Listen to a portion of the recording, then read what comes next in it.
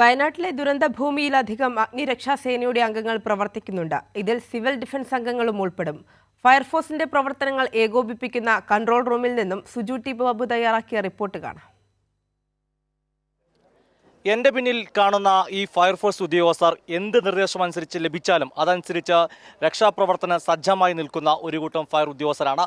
ഇവരാണ് വയനാടിൻ്റെ ഈ ദുരിതമുഖത്ത് കൈമൈ മറന്നുകൊണ്ട് പ്രവർത്തിക്കുന്ന കേരള ഫയർഫോഴ്സ് അംഗമാണ്. ഞാൻ നിൽക്കുന്നത് ഇവരുടെ ഫയർ ആൻഡ് റെസ്ക്യൂവിൻ്റെ കൺട്രോൾ റൂമിലാണ്. ഇവിടെ നിന്നാണ് വിലപ്പെട്ട സന്ദേശങ്ങൾ കൃത്യമായി ഈ ഫയർഫോഴ്സ് ഉദ്യോഗസ്ഥർക്ക് നൽകുന്നത്. ഒരു സംയോജിത തെരച്ചിൽ ആയതുകൊണ്ട് തന്നെ ഈ നിർദ്ദേശങ്ങൾ ഈ രക്ഷാപ്രവർത്തനത്തിൽ ഏർപ്പെടുന്ന ഏവർക്കും ഉപകാരപ്പെടുന്നതാണ്. അങ്ങനെ വളരെ പ്രധാനപ്പെട്ട ഒരു കേന്ദ്രത്തിലാണ് ഞാനുള്ളത്. നമ്മളിപ്പം റീജിയണൽ ഫയർ ഓഫീസറും ചേരുന്നുണ്ട്. നമുക്കിവിടെ വയർലെസ് സെറ്റുകൾ കാണാം. അത്ര ശക്തമായ ഒരു കേന്ദ്രമാണ് ഫയർഫോഴ്സിൻ്റെ കൺട്രോൾ യൂണിറ്റ്. സാർ, ഇത് ഫയർഫോഴ്സിൻ്റെ കൺട്രോൾ യൂണിറ്റാണ്. ഏറ്റവും പ്രധാനപ്പെട്ടതാണ് ഈ രക്ഷാപ്രവർത്തനത്തിന് ഇത്തരമൊരു മേഖല. ഫയർഫോഴ്സിൻ്റെ കൺട്രോൾ റൂമാണ് ഇവിടെ ഈ ഭാഗത്ത് സ്ഥാപിച്ചിരിക്കുന്നത്. ചൂരമലയിലെ കൺട്രോൾ റൂമാണിത്.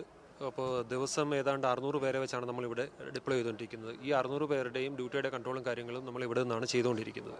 ഇവിടെ നമുക്ക് എക്യുപ്മെൻറ്റ് സ്റ്റോർ ഉണ്ട്. അവിടെ നമ്മൾ എക്യുപ്മെൻറ്റ്സ് എല്ലാം സ്റ്റോർ ചെയ്യുന്നുണ്ട്. ഇപ്പം നമുക്ക് മാത്രമല്ല NDRFനും ഒക്കെ നമ്മൾ ഈവൻ ആർമിക്ക് പോലും നമ്മൾ എക്യുപ്മെൻറ്റ്സ് കൊടുക്കുന്നുണ്ട്. അതേപോലെ നമ്മുടെ ഒരു വയർലെസ് ബേസ് സ്റ്റേഷൻ നമ്മളിവിടെ സ്ഥാപിച്ചിട്ടുണ്ട്.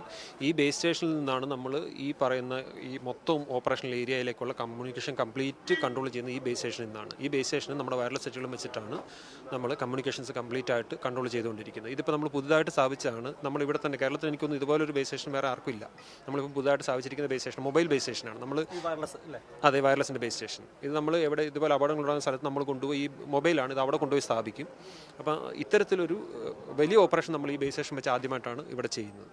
സാർ, ഒരു കാര്യം കൂടെ, നമ്മുടെ ഈ ഫയർഫോഴ്സിന് ഞങ്ങൾ അടൂർ, ഞാൻ പത്തനംതിട്ട ജില്ലയാണ്, അടൂരിലെ ഫയർഫോഴ്സ് എത്തുന്നത് കണ്ടു.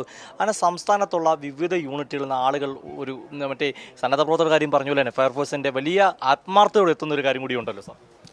ഇത് നമ്മളിപ്പോൾ ഇവിടെ ഉള്ളത് മൊത്തത്തിൽ 600 പേരാണ്. ഇതിൽ ഫയർഫോഴ്സിൻ്റെ നോർമൽ നമ്മുടെ ജീവനക്കാരുണ്ട്. അതുകൂടാതെ സിവിൽ ഡിഫൻസിൻ്റെ ആൾക്കാരുമുണ്ട്. ഫയർഫോഴ്സിനോട് ചേർന്ന് പ്രവർത്തിക്കുന്ന സിവിൽ ഡിഫൻസ് ഉണ്ട്, അതിൻ്റെ ആൾക്കാരുമുണ്ട്. അപ്പോൾ ഈ ഒരു സംഭവം നടന്ന സമയത്ത് തന്നെ നമ്മുടെ എല്ലാ ജീവനക്കാരും അന്നു മുതൽ തന്നെ തയ്യാറെടുത്തിരിക്കുകയാണ് ഏത് സമയത്ത് ഇങ്ങോട്ട് വരേണ്ടി വന്നാലും വരാൻ വേണ്ടി. അപ്പോൾ ഇപ്പം നാളത്തേക്ക് നമുക്ക് ചേഞ്ച് ചെയ്യേണ്ടതായിട്ടുണ്ട്. നാളെ പുതിയ ടീം ഇങ്ങോട്ട് വരുന്നുണ്ട്. അതിന് നമ്മൾ ആൾക്കാർ ഇപ്പോൾ റെഡി ആയിട്ടിരിക്കുകയാണ്. അപ്പോൾ ഇത്തരം ഒരു അവസ്ഥ വന്നതുകൊണ്ട് എല്ലാ ജീവനക്കാരും ഏത് സമയത്തായാലും വരാൻ വേണ്ടി എപ്പോഴും തയ്യാറായിട്ടാണ് ഇരിക്കുന്നത്. വളരെ പ്രധാനപ്പെട്ട ഒരു കാര്യമാണ്. മാതൃകാപരമായ പ്രവർത്തനമാണ് ഈ ഫയർഫോഴ്സ് നടത്തിക്കൊണ്ടിരിക്കുന്നത്.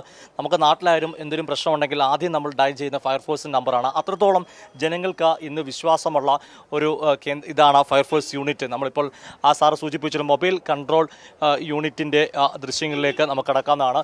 ഇതാണ് ഫയർഫോഴ്സിൻ്റെ സിഗ്നലുകൾ നൽകുന്ന വയർലെസ് സിഗ്നൽ എന്ന മൊബൈൽ കൺട്രോൾ യൂണിറ്റ്. അതിൻ്റെ ഒരു വിവരം കൂടി നമുക്ക് ആരായം. സാർ, ഇതിൻ്റെ ഒരു പ്രവർത്തനമൊന്നും ഇത് കേരള ഫയർ സർവീസിന് കിട്ടിയ അത്യാധുനിക ഒരു വാർത്താവിനിമയ സംവിധാനമാണ്. ഇത് നമ്മൾ ചൂരൽമലയിൽ രക്ഷാപ്രവർത്തനത്തിന് ആദ്യം മുതൽ തന്നെ ഇത് ഇവിടെ ഉപയോഗിക്കുന്നുണ്ട്. രക്ഷാപ്രവർത്തനത്തിൻ്റെ ഏറ്റവും പ്രധാനപ്പെട്ട ഒരു ഘടകമാണ്. കാരണം വാർത്താവിനിമയ സംവിധാനങ്ങളും എല്ലാ പ്രവർത്തനങ്ങളും ഏകോപിപ്പിക്കാൻ വേണ്ടി നമുക്ക് സാധിച്ച ഈ ഒറ്റൊരു കാര്യം 7 കിലോമീറ്റർ ദൂരത്തോളം നമുക്ക് കിട്ടുന്നുണ്ട്. ഇതിൻ്റെ ഇവിടെയുള്ള എല്ലാ പോയിന്റുകളും നമുക്ക് കവർ ചെയ്യാൻ സാധിക്കുന്നുണ്ട്. അതുമാത്രമല്ല, നമുക്ക് ഏത് സാഹചര്യത്തിലും എങ്ങോട്ട് മൂവ് ചെയ്ത് കൊണ്ടുപോകാനും അത് ഏറ്റവും നല്ല രീതിയിൽ പ്രവർത്തിപ്പിക്കാൻ നമുക്ക് സാധിക്കുന്ന ഒരു സംവിധാനമാണിത്. തീർച്ചയായിട്ടും അതാണ് ഞാൻ ഫയർഫോഴ്സിൻ്റെ ഈ അത്യാധുനിക ഈ കൺട്രോളിംഗ് യൂണിറ്റിൽ നിൽക്കുമ്പം ഇവർ പറയുന്ന കാര്യം തന്നെയാണ്. അങ്ങനെ നമുക്കിപ്പോൾ ഈ മേഖലയിൽ രക്ഷാപ്രവർത്തനം ഏറ്റവും സഹായകരമായി മാറുകയാണ് ഈ കൺട്രോളിംഗ് യൂണിറ്റ്. ഫയർഫോഴ്സിൻ്റെ കൺട്രോൾ, അതായത് വയനാട്ടിലെ ഈ ദുരിത മേഖലയിലെ കൺട്രോളിംഗ് യൂണിറ്റിൽ നിന്ന് കൈരളി ന്യൂസിനു വേണ്ടി ക്യാമറമാൻ അഖിലേഷ് കുറുമിനൊപ്പം സുജു ടി ബാബു.